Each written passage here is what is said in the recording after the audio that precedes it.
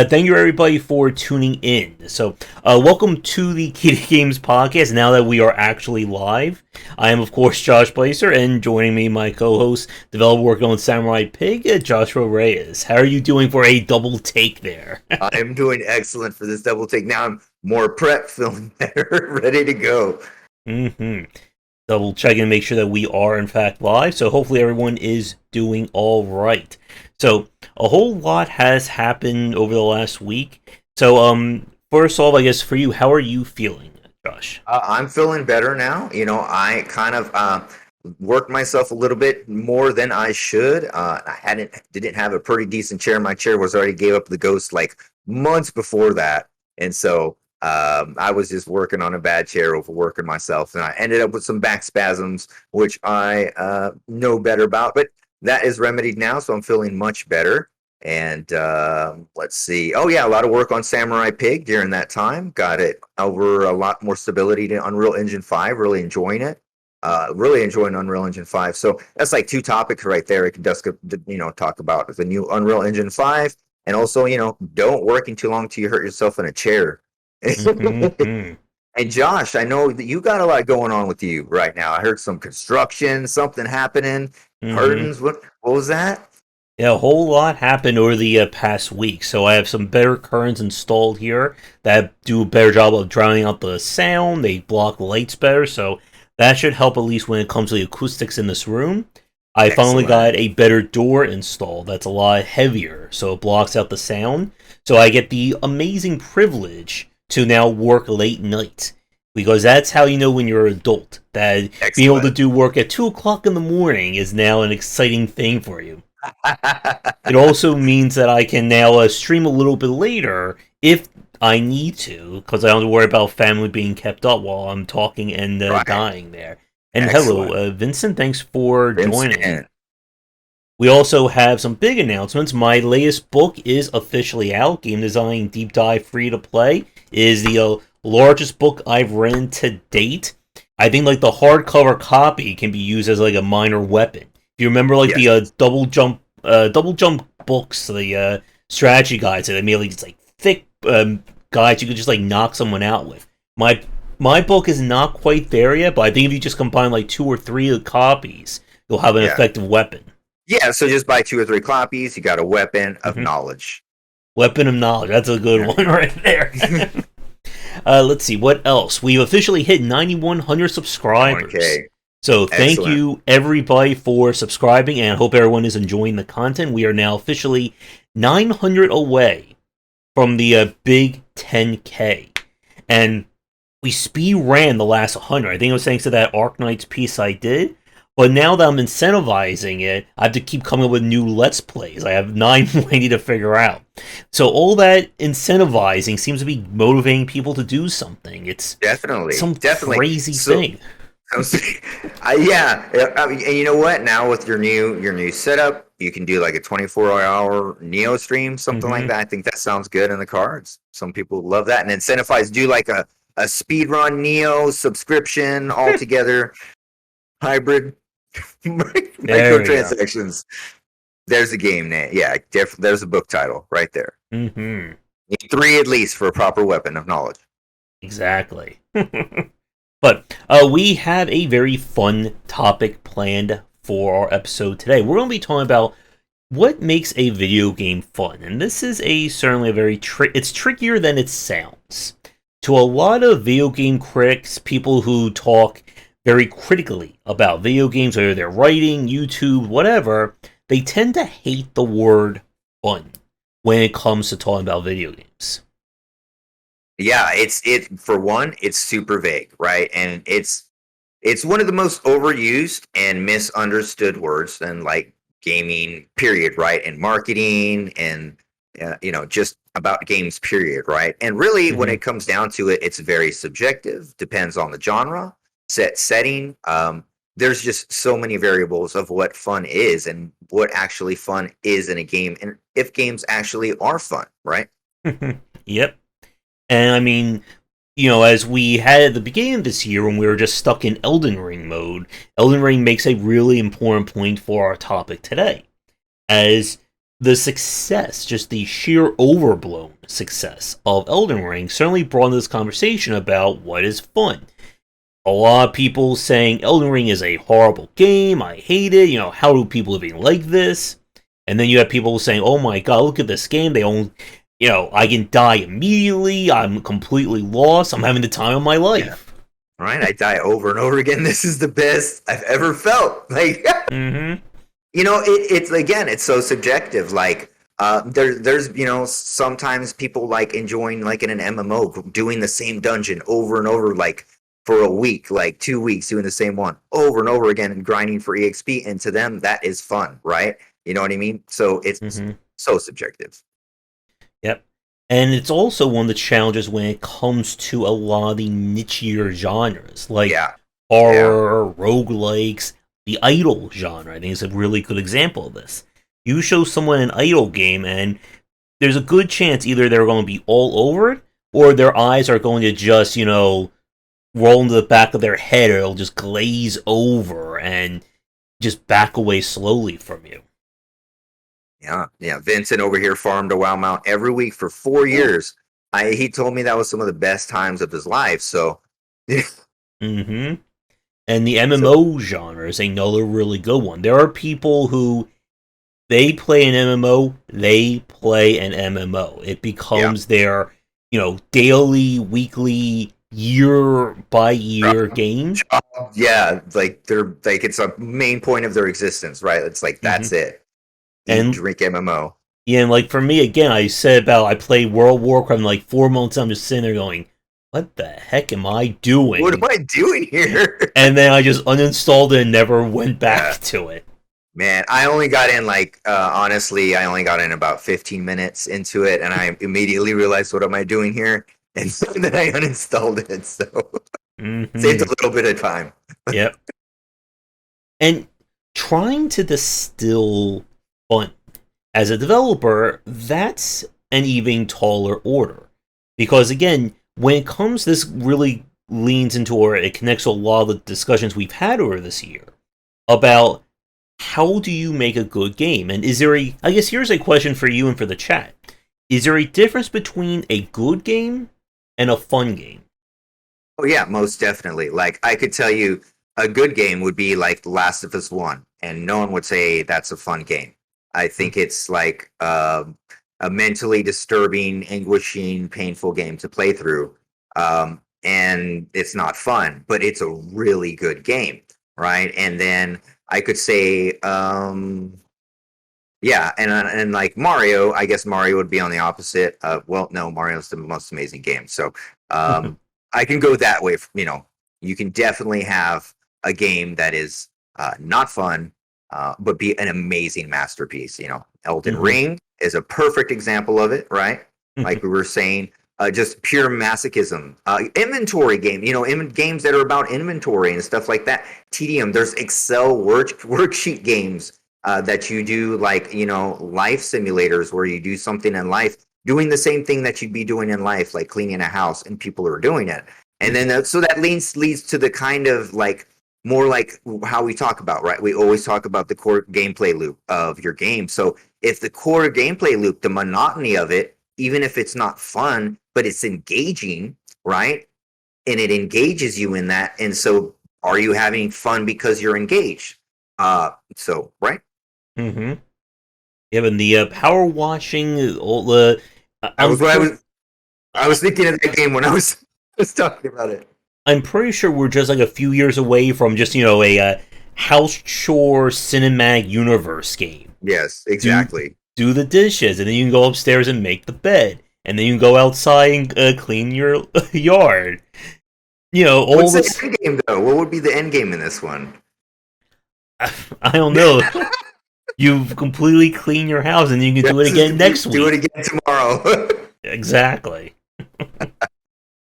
And yeah, like another really good example would be games like This War of Mine, Frostpunk, games that are just you just described the metaverse, Gray. We're gonna get bought by Facebook/Meta next. Yes, that's right. Almost there. 900 subs away. There we go. That'll be the big 10K review reward. We get bought by Meta. We're meta now. Yeah. And like games like Frostpunk Last of Us and so on, like they're games that again, like you're not really playing them for this, mile a minute joyride. And we see, I think, as like the opposite end of the spectrum, we have like very, I guess, like summer movie kind of games where they're trying to be designed to be that bombastic experience. Characters throwing out one-liners, and there's an explosion every few minutes, the Michael Bayization, or however we want to describe it.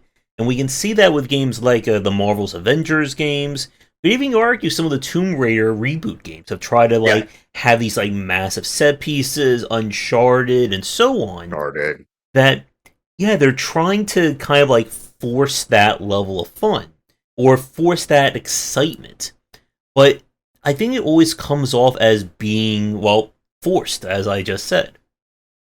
Yeah, like you can only Michael Bay so much, and you know what I mean. Like you can't, like you. Eventually, it's too much birthday cake, right? You just need like one slice. Be like, okay, I'm cool. But if the whole game is just explosions and birthday cakes, and of course, it's like you only watch a movie for 2 minutes, for 2 hours, right? Max, or an hour. I don't know what they run now.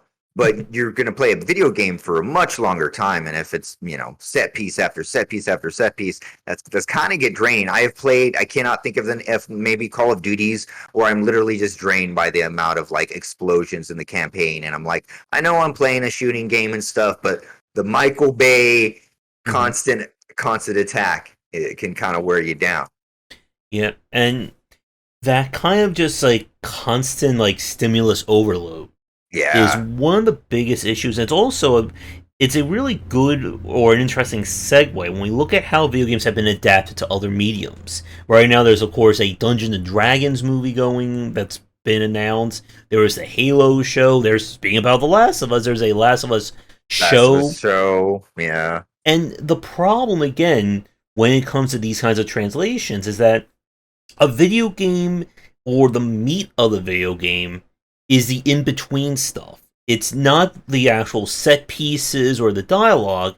It's what you're doing from, cutscene A to cutscene B, or set piece 1 to set piece 2. That's what makes people interested in the game. And this is again about, or to take this back to Elden Ring, why a lot of the issues with Elden Ring were either ignored or just weren't that bad, or weren't considered, damning to the game, is that the moment-to-moment of that game is fantastic. It is a game where you can just literally pick a direction, and chances are you're going to find some crazy thing that's going to try and kill you, or some unusual challenge, or a crazy-looking sword, or a pizza cutter that you can wield as a weapon. Yeah, definitely. So that the moment-to-moment and Elden Ring is like the fun, right? If you want to extrapolate from there, that's the fun, the core. So we could probably say most likely that like engaging core gameplay loops would probably equal fun. Might want to add a few more things on there, but some like to basic, boil it down, I think that's what would it be. And Elden Ring had that in spades, right? You know what I mean? You weren't overloaded with Michael Bay explosions or forced anything. It was, you were left up to your own devices, and the core gameplay loop was amazing. So definitely, yeah. And I think, as with a lot of our other discussions, and as you said, it all really begins and ends with the core gameplay loop. If it's not enjoyable to just simply walk your character from one end of the screen to the other, what's going to really keep people engaged? And people will, of course, argue, well, what about the story? And there are people who, again, they'll play games strictly for the story.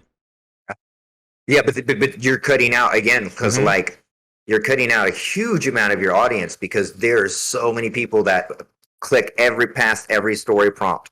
I'm one of those persons, you know what I mean? I want to get into. I want to get it. I see. You're boom going back and forth, and it's just like you want to get to the core gameplay loop and stuff like that. And a good story will grab you. If a really good story, even if you're skipping the stories and you're going past everything, if it's a really good story, eventually at the end, like it'll get to you. You'll like eventually get to it, and you might not be able to explain who's who or who's this, but you'll kind of like get a good idea of what's happening if the story's good enough. You know what I mean? But Hmm. core gameplay loop is the king, right?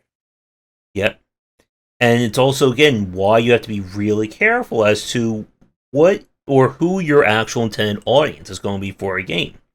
If you think that you're building, a very, I guess, like wordy, like over the top, dramatic story, and that's your goal, but you're positioning this to a fan of, let's say, Doom Eternal or Ultra Kill, there's a very big misconnect there.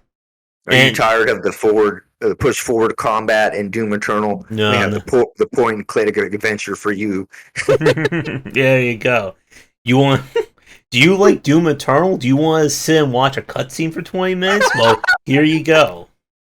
I think I broke Josh there for a second. All right, okay.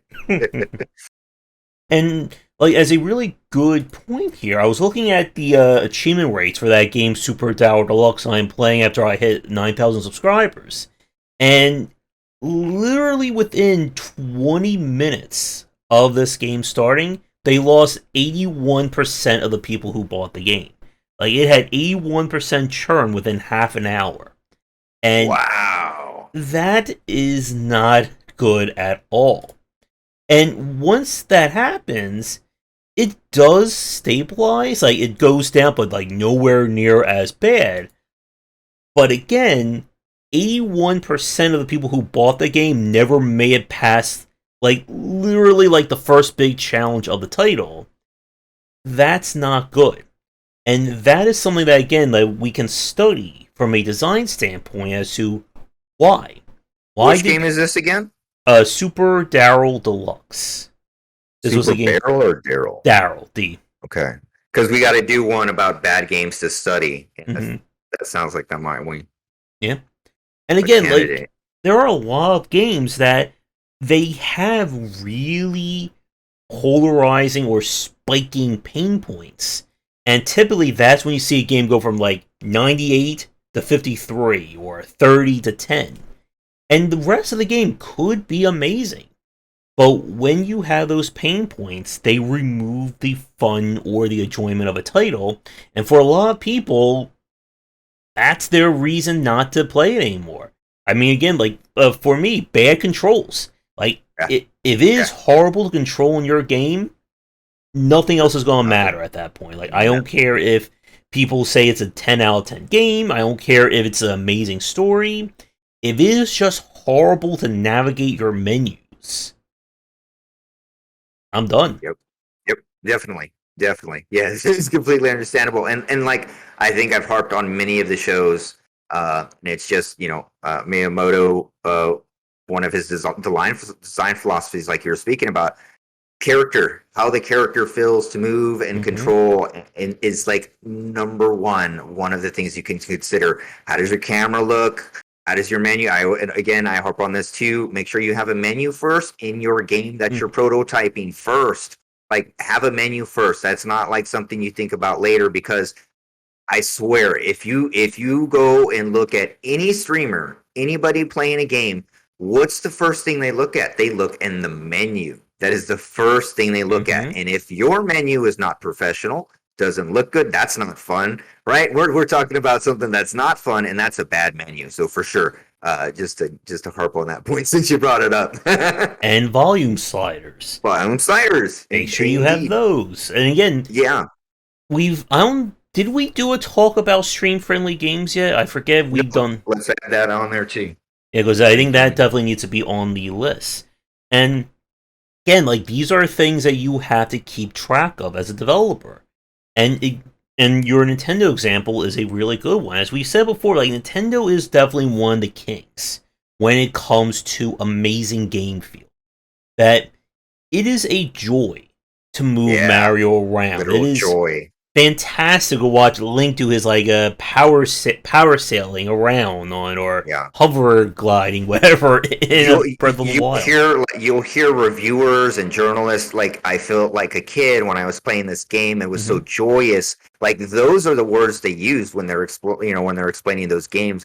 Zelda, that when I was exploring, like it was like I was a kid in a forest, like Hmm. eliciting those types of responses. Like that's, I mean, masters at it. Yeah.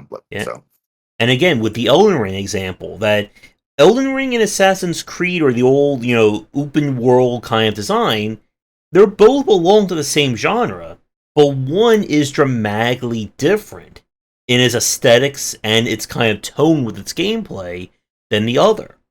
And I think it's one of those areas where, again, a lot of developers who are kind of pew-pewing Elden Ring or confused about it, that they're just not able to really see why it is fun to get lost.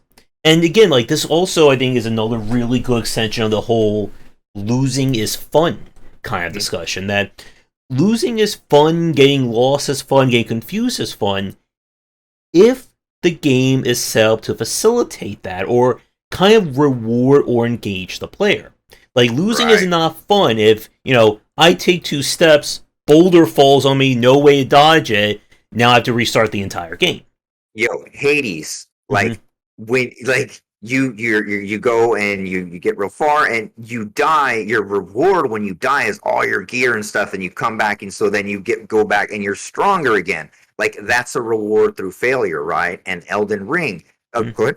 I was going to say, and the storytelling in Hades, that it Yeah, is entirely in sync with the it's whole insane. rogue-like progression.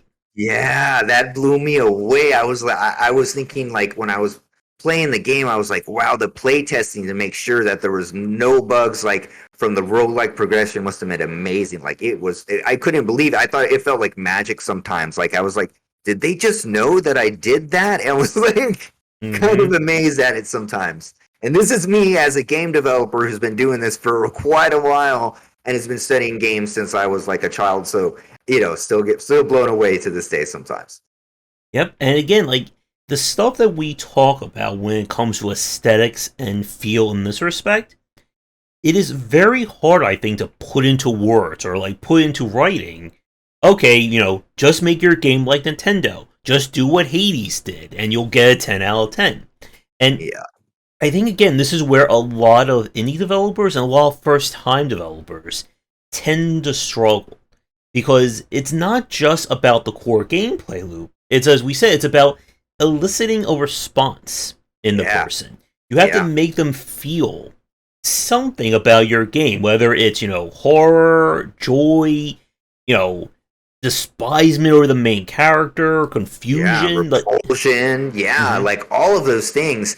And I'll put a but on that. But you want that not to, I said repulsion, not to repulse the player from playing the game anymore. You want that to keep them intrigued or to get all of those mhm. the verbs and adjectives that we're talking about and actions. We want them to get their claws in them to keep them into the game, right? Yep. So And again, I think this is where it gets very hard if you're not used to designing video games or mhm, mhm, you're mhm. having a struggle because you can, and we've seen this a lot of indie developers that they'll release a game and the mechanics are there, but there's no motion to it. And Mhm. I think this is something I forget if we say here or if I read about this on Twitter, but it's that idea of is it better to have a good game that is kind of emotionless or a bad game that elicits emotion that it makes you feel something even if you hate the game, even if you go, oh my god, what the hell is this game, I'm never going to touch it again. And a lot of people, I think, argue that it's better to have something that gives you emotion Yeah. because we've played a lot of games that are, I would say, maybe like C range in terms of their gameplay. It's just like, oh, it's done. I guess I'm. Apathy. Yeah. Apathy is like the that's not what you want because that's not there's no elicitation of anything. You're negative emotion in it. You're like, Hmm. oh my gosh, like none of that. But if you're like, like Yeah. any of those things would be a million times better than just I can't. Where's the uninstall button? We don't want that, right? So Mm-hmm. definitely, I would agree on that. See Yeah. Mr. Game in chat there, Josh. Mm-hmm. Yeah. Hello, Mr. Game and Chat. And And Juan, one. welcome. Devil's Third. Is Devil's Third the one from Itagaki, the Ninja Gaiden developer? Because that name sounds familiar. Yeah, and again, like Ninja Gaiden, I forget his name, the one who did Bayonetta and Beautiful Joe. Like, there are a lot of games that have like very explicit kind of designs. Like, again, like you go into them expecting a certain kind of difficulty, a certain kind of challenge. And again, there are a lot of people who will bounce off a game like Bayonetta or a Devil May Cry. And again, as we've said, you need to figure out what engages your audience. If you're building, again, a deck builder roguelike, and you think to yourself, well, let's put in a section where you have to do perfectly timed dodge rolls before you can play your next Yeah, card, yeah, it's not really going to go over well. But then we have games that try to break their own rules. If you remember Inscription of last year, like Inscription is a deck building roguelike until it's not, and it kind of goes through all these fourth wall breaks. Undertale, I think, is another quintessential example. Like if you were to describe to yeah. someone, is Undertale a fun game? Is the Genocide run fun? If I say that incorrectly, I think YouTube's algorithm will come down on me on that one. No, you're gonna get like another like 200 subscribers. There we go. And as we said earlier, that when we use the term fun here, fun doesn't mean joy or happiness. It can mean, being scared. Horror. Again, like I know if Thorn was watching, Thorn hates horror games. Like the idea of playing something like a Resident Evil or Five Nights at Freddy's, that's as far away from him as one can get. But there are a lot of people who love to play a game where all of a sudden something jumps out at you. And again, that audience probably wouldn't want to play a game that's all about, I don't know, singing happy 80s songs for Yeah, 20 minutes. definitely not. No, I mean I love like all the Silent Hills. I love Mm-hmm. them. Big in not massive. I guess I'd say I'm moderately big into horror games. And yeah, I don't want to play the '80s dancey happy game. But Speaking of, there's a new Crypt of the Necrodancer game I they just saw that. announced. I saw that. I wanted to look at some more information. I cannot wait for that to see how that looks. The graphics though looked a little different. Yeah. And I know a Metal Hellsinger, I think, is coming out soon. The Yes.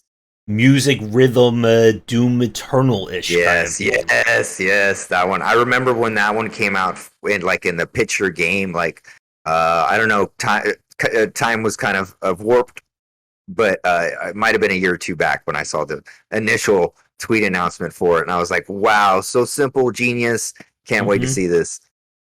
Yep. And again, what we were saying though, backtrack before I forget, about understanding your audience and the fun is like another thing. Okay, since if you are making a game of this type of genre, right, you need to play the games. You need to play games of that genre, the good Mm-hmm. ones and the bad ones. Actually, probably tune into our. We're gonna have all the genres, most influential ones, and we could probably even do the worst ones to study, influential ones, something Mm-hmm. like that. But play them both. Understand if you're doing a platformer, play Mario, and then play Little Big Planet and Rayman, right? Mm-hmm. And what else? And then Meat Boy, and just play all of them. I'm sure I'm missing a ton. Mm-hmm.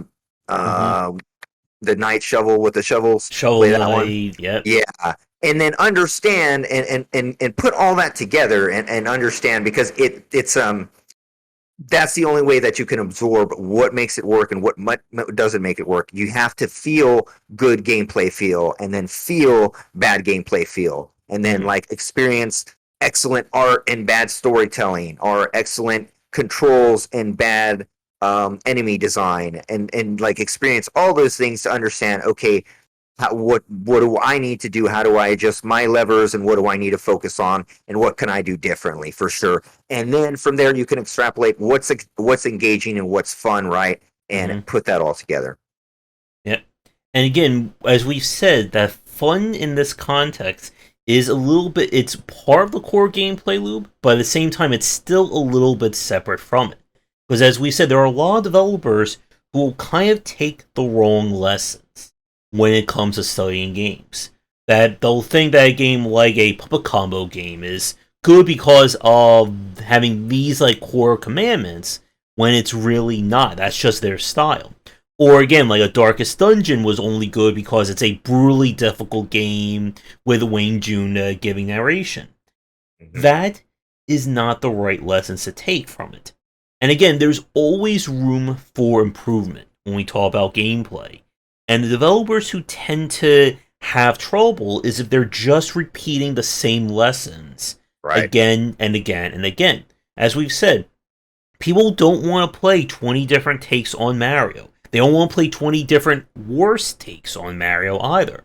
They want to Or see. or Yep. or like like you're saying they're doing the same takes. They're not iterating on it, right? They think Mhm. that this is it's done. Darkest Dungeon, the way it was done is the way it needs to be done again, right? Like it only works because it was this way, because the art was dark, because it had the narration, Mhm. and thus I need to get a narrator. I need to have it dark, right? And instead of like, Mhm. what was the core pillars of Darkest Dungeon? Would you say?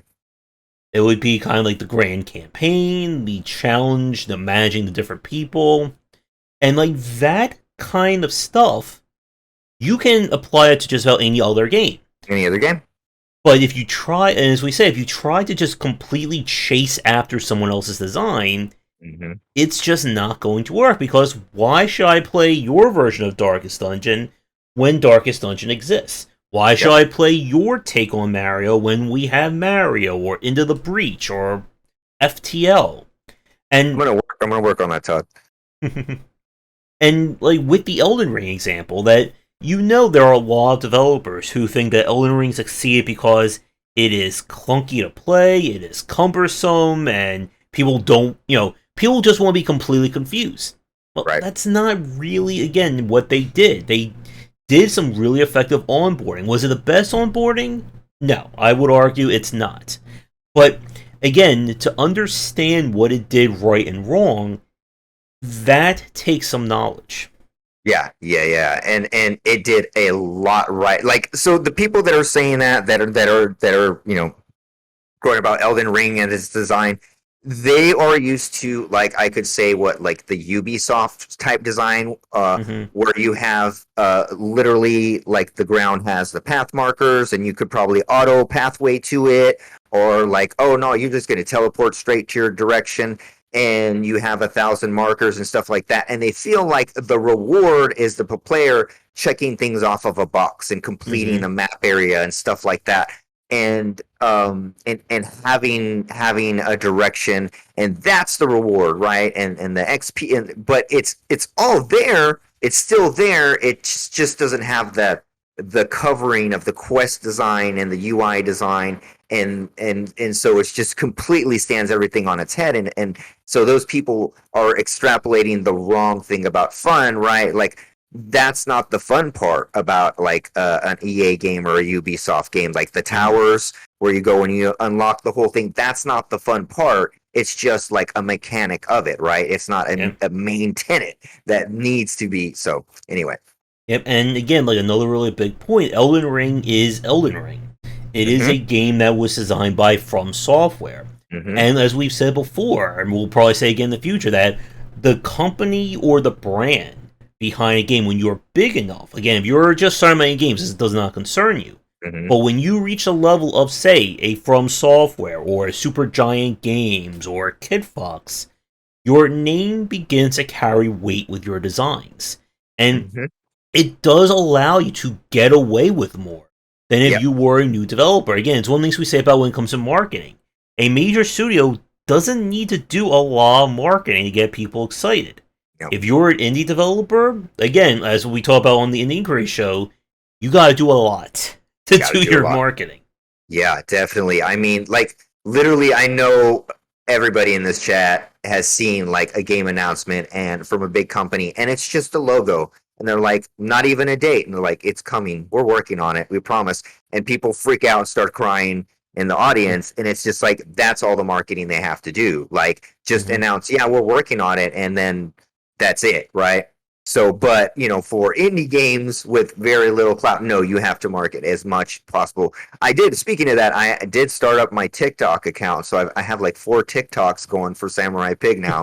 So I'm getting into it, starting to learn the ropes there. I'll have a TikTok masterclass soon on one of the podcasts. Good. That'll be one of the rewards for 9,000, the road to 10K. I start TikTok. There you go. There you go.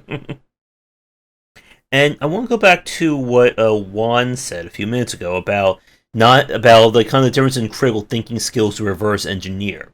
That yeah, like for a lot of modders, they are really good when it comes to working with something that is already there. And again, that's another very interesting topic about Mhm. can you create from scratch, or do you need you need a tile set, you need an SDK, that kind of thing. Man, I would really love to like go into that, like the whole acid flip, and Hmm. just like I'd really love to have like a real deep dive, like I don't know, like a 3 hour convo on that one, because like I think um there's a lot of misconceptions about like what you need to do to game dev, and like Hmm. we'll get into it, but I think that's a really good conversation to have. But that there's a lot of meat to that one that I Hmm. think we would need to discuss. Yeah, we should add that one to the list as well. Writing it now.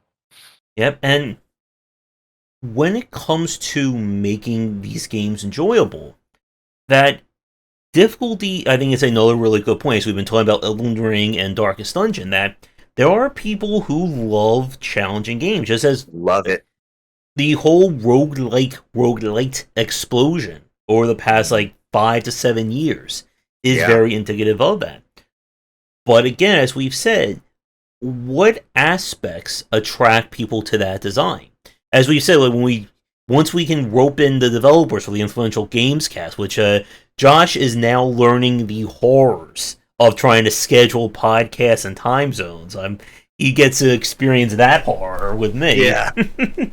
It's Yeah. going to be fun. For sure. I said, Josh, I said, our dev's always this elusive to talk to. I know them though, to get onto the podcast. But yeah. Hmm.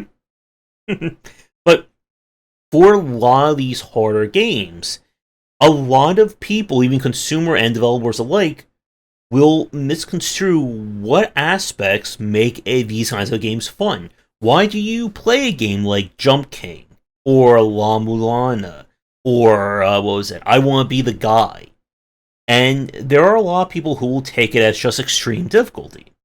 And extreme difficulty is not. There comes a point where it's just not even enjoyable to do anymore. If the game asks you to make, 50 pixel precise jumps and you miss any of them, you have to go back to the start. A lot of people aren't going to like that. But then, of course, there are people who will like that. And this is one of the things that we talked about before when it comes to managing your community and, taking Yeah. feedback. That what was the game that I played? I just played it a few days ago. Was it the horror game? The one where I said the developer. Oh, I just had it and I lost it. That's the worst when you almost had it there. Almost had it. So close. So close. Oh, the one that I was talking about with the conscript. That with the very stilted combat, it's very hard. It's very clunky to move around and fight in that game. It was done on purpose. And as I was playing the game, I was saying to myself, I said to the chat that there's going to be someone who will defend this kind of difficulty, this kind of very cumbersome combat to the very ends of the world. And again, as a developer, you have to, with your design, draw lines in the sand as to why is someone going to play this game and who is not going to play this game. And I think that's a very important point we should probably touch on for a few minutes, because we've spent the last 40 minutes or so talking about what attracts people. Well, it's also important to understand what's going to stop someone from playing a video game. Yeah. Number one, let's just start with pain points. Mm-hmm. Like frustration and pain points. Number one. I think that Okay, so since we just were talking about difficulty, this people might consider difficulty a pain point, right? But what is the reward, or how is the difficulty involved in the pain point, and does it like reward, and does it have a reason, right? And so if it has a reason and it serves a purpose, and the difficulty itself, core gameplay is fun, then yeah. But if it's not, if it's Hmm. difficulty for difficulty's sake, no, that's complete version, right? Like random RNG death of for no reason. That would be like the that would be Yep. horrifying. Go ahead, Jeff. And I was going to say, and bad UI or Bad bad UI. UX. That Yeah. if you're telling me I'm playing this, extremely challenging action game, but every 5 minutes I have to stop and manage my inventory, that's going to end up frustrating people. I played a lot of action RPG games where I spend more time having to sort through my inventory than I do actually Yeah. fighting enemies. Yeah. Actually, that's an interesting topic. I don't know if that could even be a full show, but like I've been consulting with a few devs who are working on like RPG games, and I'm kind of leaning toward like they want to do, they want to do more slots, a head slot, a necklace slot, this, a bracer, gloves, and Hmm. I'm like, look, honestly, first of all, you'd have to be like a really big giant game, right? Or a loot driven game. Like you'd have to be Diablo style that big for people to care. Your game's gonna have to be really big. It's a lot of stats to balance. And then also the mind mentally can't really handle all of those. Like, do you really want to go in your inventory and make sure that my bracer is at the right level and that this is that? Only if for an action RPG, I think that's too much, right? So then what you would have to do, okay, if you did decide to do that, you'd have to do like a button that automatically puts in your most well equipped gear, Yep. right? You're going to have to fix that quality of life because moving inventory around is horrifying.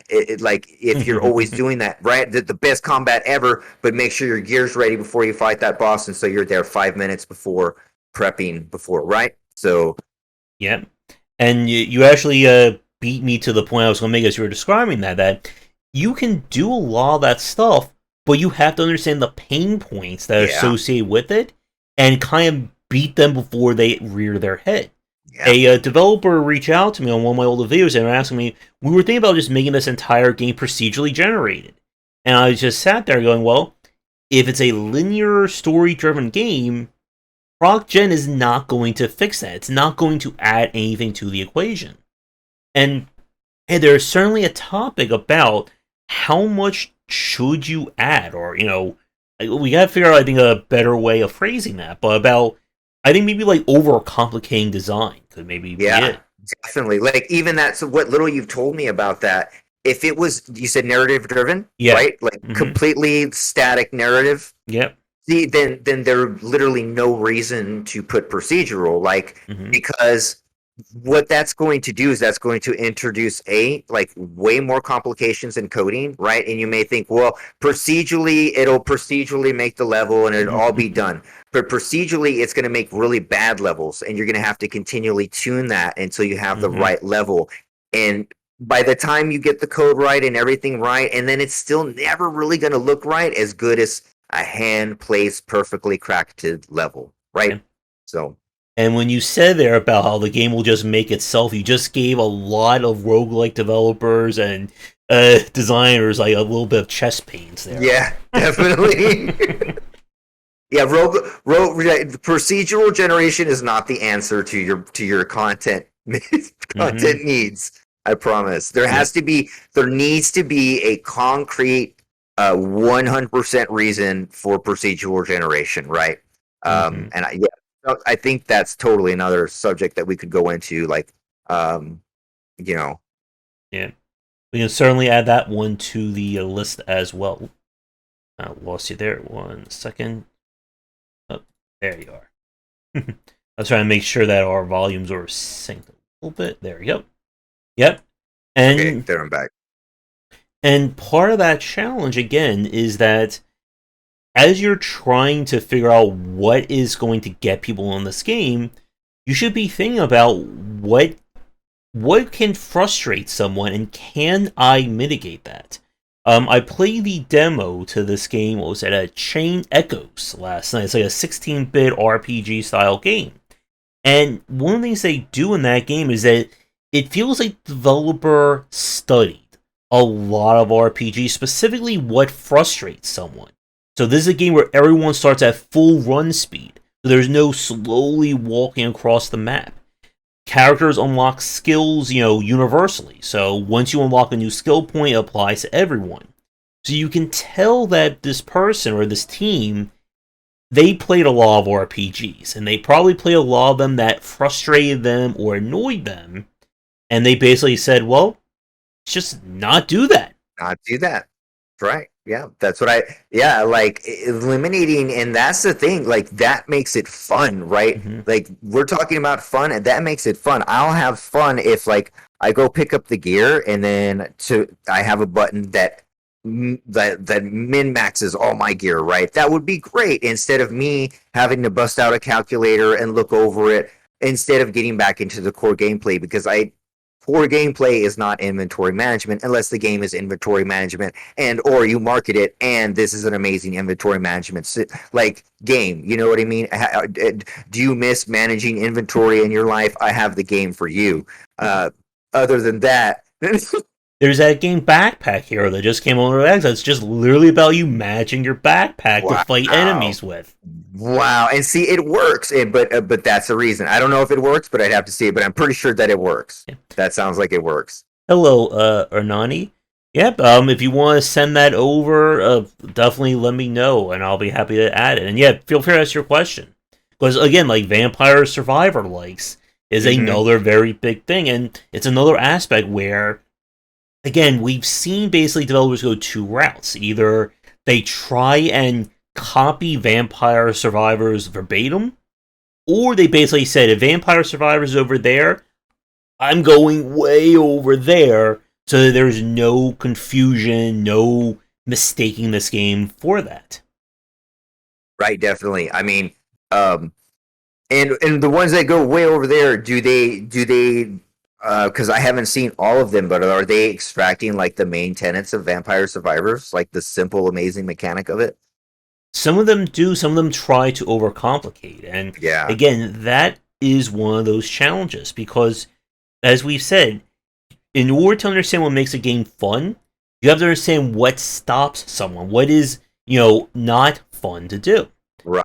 Like, what would make Vampire Survivors instantly not fun?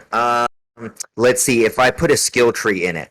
Let's see, if I put... How can I make Vampire Survivors not fun? Well, you could make it so confusing as to what powers are doing. You could make it that it's incredibly hard to get started. That, if you don't get a good power within the first 10 seconds, your character is automatically dead. Right. Or you like each enemy you'd have to the enemies that you deal with, you have to find the certain power up to go into this area. Otherwise, it won't destroy those enemies, and so those enemies are immune unless you find the correct power up. So it's like power up dependent, right? And RNG power up dependent, that would totally destroy it. And again, even just the simple feel of using those powers, because I played a few of them where it's like you see people goes, ow, ow. Out. Right. And that's the whole impact. And then you have something like Vampire Survivor, and it's just like, here's 37 different multicolored projectiles launching. Exactly. Yeah. You need a lot of juice, like especially, that's another thing, right? So they're looking at Vampire Survivors and they don't see like the juice or any of the other things going on in the background. You have the aesthetics.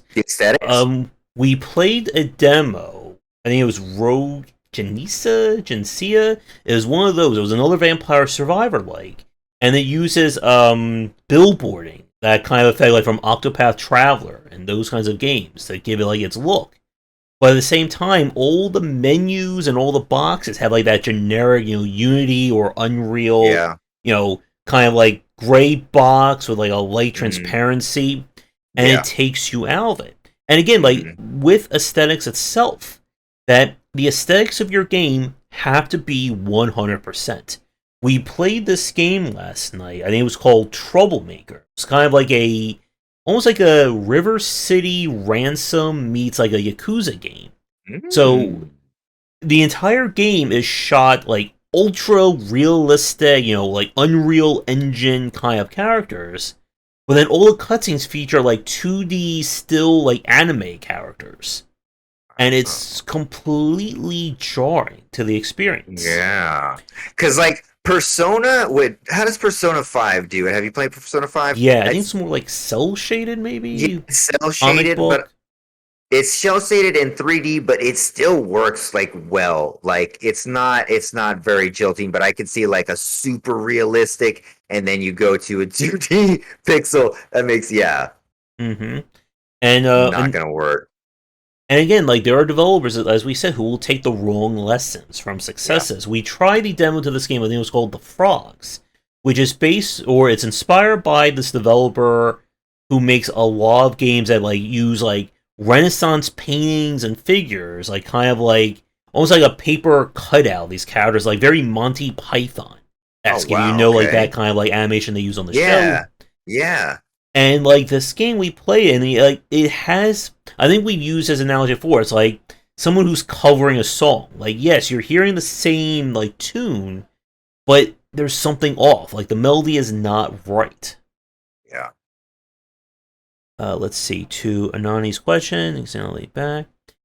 And again, the question, as we've said before, is you have to figure out who is my audience, and are they going to find that enjoyable? Like, with 20 Minutes of Dawn that was mentioned, or you mentioned a few minutes ago, like, one of the things that it does differently is that there's more thought to the fact you actually have to aim and shoot in that one, compared to a lot of the Vampire Survivors likes that, characters staying still, everything just shoots all around them.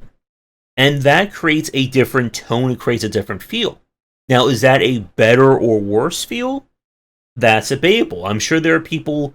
And I think this goes to another point, as we've said, that there are a lot of developers who will kind of create, like, the anti-game.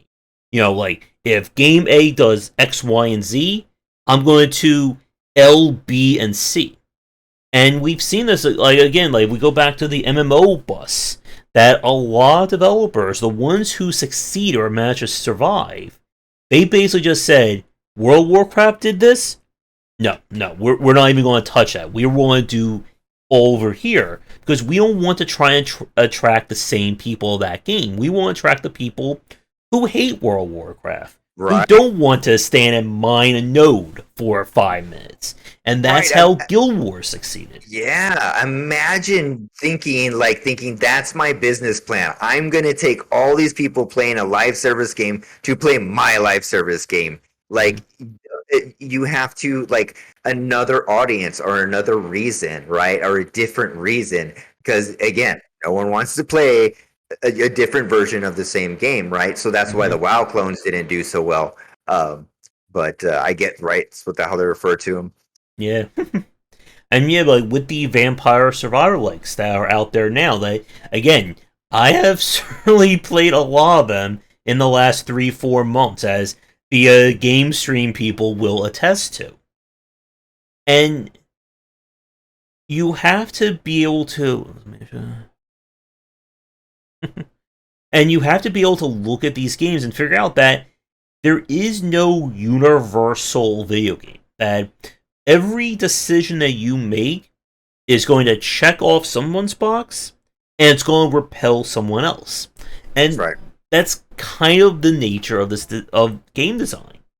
And it's why we see, I think this going back to the Elden Ring example, that Elden Ring is very strict in who it's aimed for, what its appeal is going to be. It's not going to be aimed at somebody who wants to play a Final Fantasy, or someone who wants to play an Assassin's Creed. I think, again, that is why it harmonizes with so many people. Yeah. That for someone like me who can't stand to play another Far Cry, another Assassin's Creed, Elden Ring's over here going, hey, you want something else? Yeah, you tired of Assassin's Creed? Come over here, man. I got you. Look at Path of Exile as another brilliant example. I've said this, again, here's my shameless plug for my book right here. I talked about that.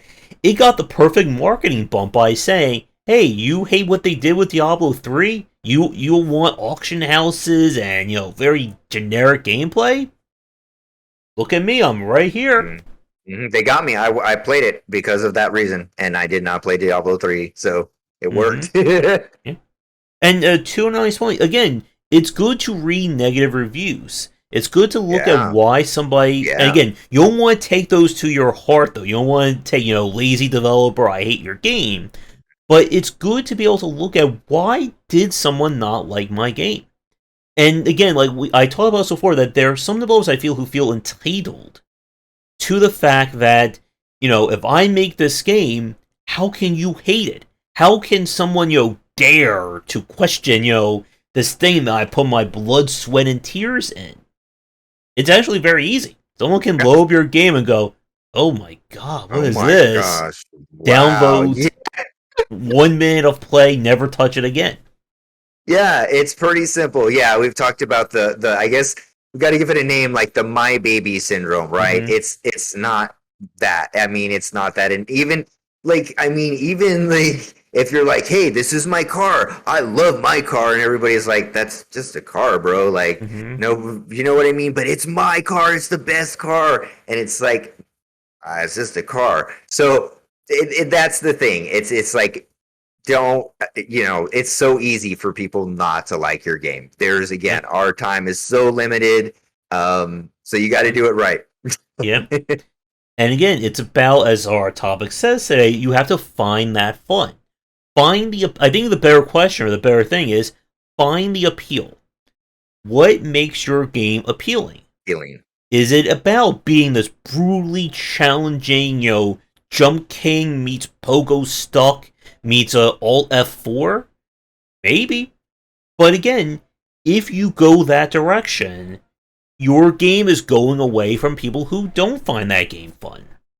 And I think that's a very important point we need to clarify, is as we're talking about finding your appeal, finding the appeal does not excuse UI UX. It doesn't mean, oh yeah, because people like it that my UI is confusing and all the menus are reverse and hard to play. Surely, how dare you question that? Yeah, like I think me and you are gonna go down a lot. Like, maybe like we have to have it every episode, a reminder. Always make sure your UI is, there's no excuse for UI. And I said this many times. If you feel like you are not, regardless of the engine you use, you're using Unity, Unreal, and you're like, I just can't do menus, so that's why they're not good. But the rest of my game's good, so deal with it. There is free source code open. If you can't, or I can't afford the plugin, there's a plugin. If not, there's source code. These things exist for you to help guide you and get it. There's no excuse for bad UI. Yeah. None at all. And remember, that's the first thing literally everyone that plays your game looks at. And if the first thing everyone looks at on your game is bad, Josh, what's going to happen? They're going to stop playing. Exactly. And again, UI is not gameplay. Fighting the menus, trying to figure out where the map is, that's not your core gameplay loop. And it's why a lot of people bounce off these games. And it's also, again, why people sometimes will get attached to these games. The people who internalize that. Who, yes, the map was annoying and I had to completely rebind all my controls. And, the game goes upside down randomly because of a bug. But if you get past all that and you completely ignore it, 60 to 80 hours later, it's my game of the year. 80 hours in, man. It gets good. Mm-hmm. And like a Death Stranding, there are people who swear by it, but they also say it's good. You just have to get past the first 10 to 12 hours. Yeah. There's a lot of have you touched it actually? I did. Yeah. And I said that I want this gameplay loop in a far more approachable game, basically. Got you. So then you would say you can extrapolate a really good core gameplay loop from there. It just needs to be a better more streamlined presentation, more accessible. Yep. And again, that's where it takes skill when it comes to design and even being able to examine games. I've said this before, that I have gotten really good at pinpointing what makes a game enjoyable. I can play a survival crafter, I can play a space sim or a Death Stranding, and I can hate those games, but I can still explain to someone, okay, they did this, this, and this. If you like this, this, and this, you're going to love this game. But for me, I'm never touching it again. Right, exactly. That's probably it. Like again, when we go into the genres Mm-hmm. or the games, like are bad games to study, we should definitely talk about what you can extrapolate from it. Like these are the things that are most appealing or most engaging, and this is what worked. It's not actually it wasn't the art or it wasn't this. It was actually this. Is that's the core, to help people understand more Mm-hmm. what actually in the design is because sometimes like you can play a game and it's so good and maybe you didn't take anything away from it, right? Mm-hmm. As a game designer because you're just like blown away or it's the masterpiece is so hard to parse, right? And Yep. so um And even then, even in the masterpieces, there are always things that you can improve on. oh yes, oh yes. I mean, like I could sit down in Elden Ring and name like even keeping with its design tenets, like a quadrillion things that I would change if I was in charge of it. But it's still a masterpiece, right? Yeah. To Arnani's question, what do you think makes 20 minutes of Dawn appealing? I think, again, it kind of goes in that opposite direction from Vampire Survivors. Vampire Survivors is a game that you can kind of like turn off your brain and watch the pretty lights. 20 Minutes of Dawn is more active. I will say that I don't think it has quite, I think, found its groove as much as Vampire Survivors. Yeah, I feel like it's still missing something to that equation. But I like the different abilities. I like it gets the escalation really well. That same that Vampire Survivors does. That you go from one shot to 30 shots to a screen that explodes, to a screen that explodes and, knives shoot at you and that kind of stuff. And there are games like, what was it, Gunlocked? I think that was called. It was kind of like a shmup Vampire Survivors like that is completely different. And again, it's all about trying to figure out what this game does, and you can then either go in that direction, go someplace similar, or just run the complete opposite end. But again, the thing you will want to do is like, if let's say Vampire Survivor is here, your goal shouldn't be to be exactly like it. Because again, you're then just competing directly with that title. And I've seen a lot of lesser Vampire Survivors likes that they either do things too much or their one unique selling point is not enough. It's like instead of shooting knives, maybe we shoot bullets. Okay, cut and Yeah. print. The game is done. So I'm looking at Gunlocked here, and similar, right? Mm-hmm. Low, like a similar aesthetic. Just we're in outer space, but like I see here that they just added like manage unique targeting systems Mm-hmm. across multiple weapons and upgrades, and then also careful positioning and upgrade selections. And like on the UI, they just have like your upgrades there, just Mm-hmm. chilling, so you can always see them. And it's just a few little things, but I can see how it works very all reviews glowing Yeah. about it. So yeah, And again, look at 20 Minutes to Dawn. That it has a different tone to it than Vampire Survivors. It has a different feel. And that's the kind of stuff. Oh yeah, I know. I heard about that one too. Mr. Game in chat. Yeah, Golden Light is a really good example of a game that it just went about the devil. Although and with Golden Light, that may not be too far with that how weird that game is. But again, like Golden Light is very much an example of a game that just says, you know what, everyone's over there. I'm just going to meander in that direction and see where I end up. And if you saw his what was it, the the Dread X game that he did, I think it was in the Hunt collection. Yeah, like that game is just all over the place. So get to the point about with Vampire Survivors, Unlocked.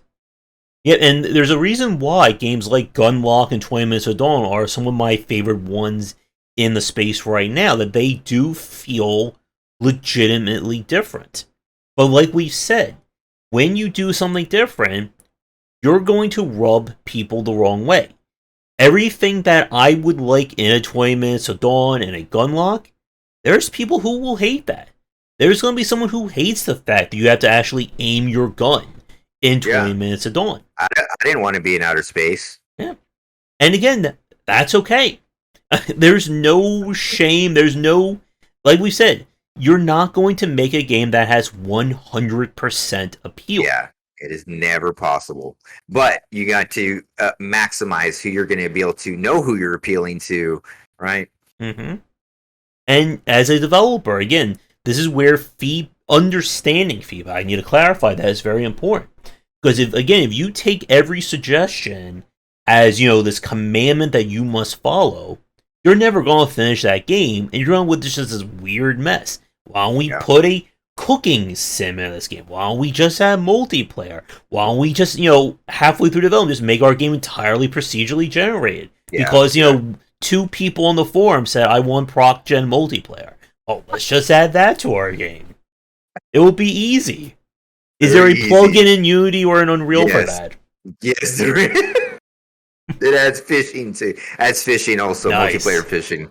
There we go. Procedurally generated fishing. So all the fishies can be different sizes and whatever. It's amazing. So no excuses, y'all. Every game needs a fishing minigame now.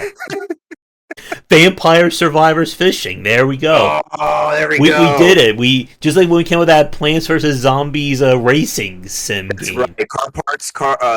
Plants are car parts. Yep. Come on, people. We have so many amazing ideas.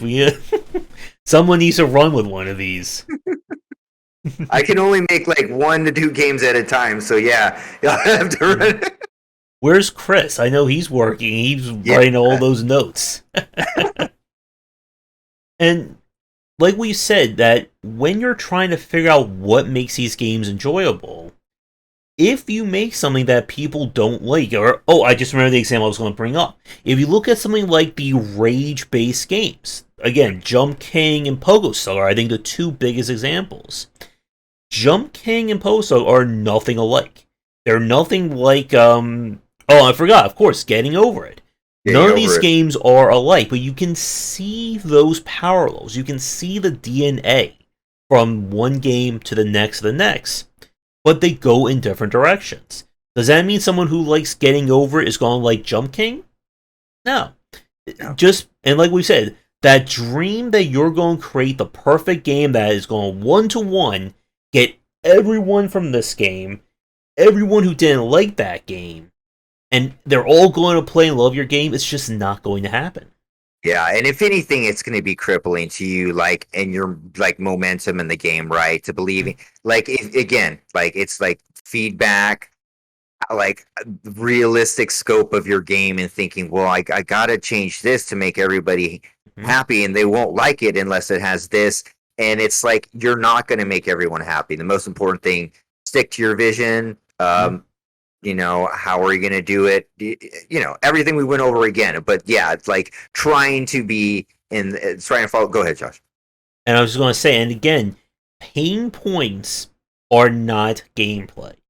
Because there are, again, like we said, people will defend sometimes frustrating or archaic, confusing elements in the game, thinking like, because game A did this, or because, retro games are like this, then, it's perfect and there's no room for arguing. Right. But no, if, again, a pain point, UI, UX concerns, they should not be attached to your core gameplay loop. And you want to make that as enjoyable as possible. As another example, one of the games I really liked from the Gamescom Festival was that game Astlibra, Astlibra. It's kind of like a 2D action RPG. Looks kind of like one of those old like Wanderers from Ys kind of designs. I really like the game for its systems, but it has some very, very big pain points from almost like the first 20 seconds in. It's an action game, but it starts with 10 minutes of cutscenes and dialogue. I was just about to download it. And you can skip it, thankfully. I just put on fast forward, like, okay, now we get into it. And then the problem, though, is that when I did that, apparently they revealed a quest thing I was supposed to do, and all those are like, wait. And I missed the entire prompt to actually start the main quest of the game. Wow. And again, like, this is that point. Like, I will say, this is a great game, but you have to ignore this, this, and this. Mm-hmm. That is not a good caveat. If you see Mm-hmm. people loving your game or defending it with those caveats, your mind should be going, maybe I should remove that stuff. So it was completely possible to just miss the main starting quest that you're Yeah. supposed to do.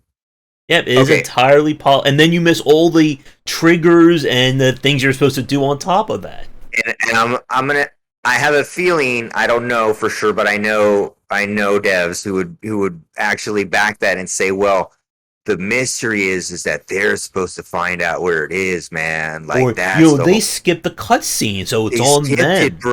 bro. Like it's on them, and it's like, no, that's not how. No one, like, we haven't played games like that since we were like, Mm-hmm. no one. I don't even want to say years, like how many years, but games don't work like that anymore. So Yep, and again, it's one of those other points we come back to a lot. Just because a game succeeded in 1996 right, with these points doesn't mean it's going to succeed in 2022 with those right, points. right. Like that game that succeeded with that pain point probably might had a ton of clout and some other. It might have been an IP, something else. Everything else around it was awesome, and it was just one of those things that was there. And then someone took that way too seriously that it should be continue forever. Yep. And it's very difficult when it comes to a lot of these games to figure out why they are succeeding in spite of those problems. Again, some people, they will ignore those problems. Again, the game is great if you just, turn off all these complaints.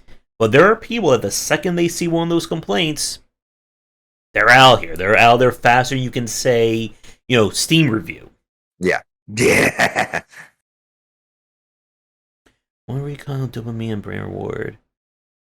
Ooh. Well, I would give a shameless plug to my book about game design deep dive roguelike, where I talk about a lot of the appeal of that genre.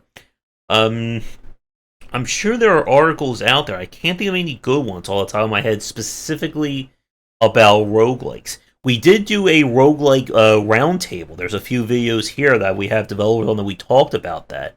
That may also be another good spot for you. Is it really all... Again, like, to Mr. Game and Chat's comment, I mean, this is another topic, and we, as a time check, we're about like an hour and 10 in, so we're probably wrapping something like the next 10 to 15 minutes or so. That just because people don't understand why a game succeeded, it doesn't mean it's luck. And this goes again back to Darkest Dungeon. That Darkest Dungeon is a game, and I've used this example many times, that there are people who only know about Darkest Dungeon after it's been on Switch. That, it's been years of its Kickstarter, its development, its early access, all of its marketing. And they only know about the game because they saw it on the Switch store. Or they saw someone like Northern Lion or a Bear Taffy play it. And they think, well, that's the reason why I succeeded. But again, for the games that succeed, the Celestes, the Stardew Valleys, and so on, there is a lot of work that went on behind the scenes in terms of marketing the game, in terms of researching the genres, so that when it does succeed like that, it feels like they did nothing at all. That, one day Stardew Valley was out, or it wasn't out, the next day it's out, it's now into success. Hades is another example of this. But again, a lot has to go right for these games to succeed. And it's why it's very hard to study the success and failures. I've been managing a new column on the Super Jump magazine that I write for, where I talk about hidden gems of the game industry, hidden gems of game design. And for a lot of these games, I talk about, like, well, it's amazing, but why didn't it succeed? Because just as these games like Celeste, Cuphead, Darkest Dungeon, they could have succeeded and blown up, and they did, they could have also failed. Let's say it came out the wrong time, and everyone's like, ew, a game built on, rubber banding animation? Why the hell would I want to play that? This brutally challenging platformer? Ugh. What's wrong with you? And then, 2 years later, people will be like, you know what? I need a brutally difficult platformer. Where are They don't all want to know they? why. Where are they? Are they gone now? Yeah. Is it? Um, you know, I've said this a few times. In game dev, no one really cares how you work. They don't care. You could say, Mhm. Man, I worked so hard on this algorithm and this and that." No one is going to care, right? Again, it is the end product, and yeah, there is sometimes a little bit of luck, right? And the main problem is a survivorship bias thing, right? Like, we only see the success stories, and then so we're only looking at the success stories. And the thing is like, I cannot, like, the amount of failures happening this right now is kind of probably unbelievable. Like, there's probably a studio working on a game and they just find out they lost all their funding for it that they've been working on for like 3 years, and like they can't release anything about it because of NDAs and stuff like that. Like, there's a lot of like uh issues and things of that nature, right? But the thing is that, like, when there's a big game, they've usually have been at it for a long time, right? They have put out many games, they have been crafting and working at it. And so, like, overnight successes is a very rare thing. So when you're talking about luck, you're probably talking about, is it overnight success in their first game or something, which really almost is like never going to happen, right? Anymore. Yeah, like we could maybe say like that V Rising game, yeah, kind of vampire survival craft, or like Yeah. that came out of general nowhere, but also came out by doing something completely different. That it wasn't Mm-hmm. just copying, Valheim. Seems like a lot of Mm-hmm. games that begin with the letter V are blowing up. V. You should change. You gotta change your name, Vampire Pig. There you Yes, go. it is vampire pigs. Mhm. There's your game dev tip. Just begin your game with the letter V. It will get at least 100,000 sales instantly. Instantly. And yeah, like a lot of people will think that it just, a game just magically is good, Yeah. or that uh, if I just do this, this, and this, and I don't think about anything else, it will just. This is another point that, as we said with Elden Ring, that there's a lot of people who think that if a game has this, this, and this, it's automatically good, no questions asked. If a game does this, this, and this, it's automatically bad, no questions asked. And that's not, again, how games work. It's all about the implementation. How, one game's frustrating, durability system could be another game's, unique selling point. Like, oh my goodness, it's so fantastic that all my armor breaks and, my gun jams and stuff like that. Yeah, I mean, like, you got, like, for a game to do well, you have to like get this and right, and then like plus marketing, and plus like good community management, and like plus make sure that you know who you're making your game for. Everything that we've discussed before, and Mm-hmm. still it might not do well, right? You know what I mean? You can get Nope. everything right, and so getting everything right isn't always the answer, but that is definitely a head start. Yep, and I think my one final point, and then we'll start to wrap things up. I want to touch again on Anthem and the complete disillusion of BioWare Magic. That Anthem was in development for a long time. It's from a veteran studio. Again, BioWare is not a fly-by-night company. They didn't just show up one day. They have been long proven and established developer, Yeah. and they still horribly failed on Anthem. And a lot of that is one of those cases where, from the inside, it's hard to see those mistakes and problems. I read the article, I think was it Jason Schreier did about BioWare, and like within like 2 paragraphs, I'm like, yeah, that's it. Like right there, that's why the game failed. Like it didn't take 5 years for me to figure out why this game wasn't going to do well. And again, this is why it's important to study design. It's important to figure out why someone would like something and why somebody will not. And it's also why just because you worked on genre A doesn't mean you're even just a novice in genre C, L, M, N, and so on. And again, when we do the influential games cast, Making a platformer is fundamentally different than making a racing game, which is fundamentally different than making a real-time strategy game. And if you think you can just take these elements that you did right in one genre and, just plump them into another genre and think, well, now my game's done. No. If you, that game that you suggested about, that was like a platformer racing game, I think, on the Discord, that I tried that out last night and I enjoyed it. Yeah, okay.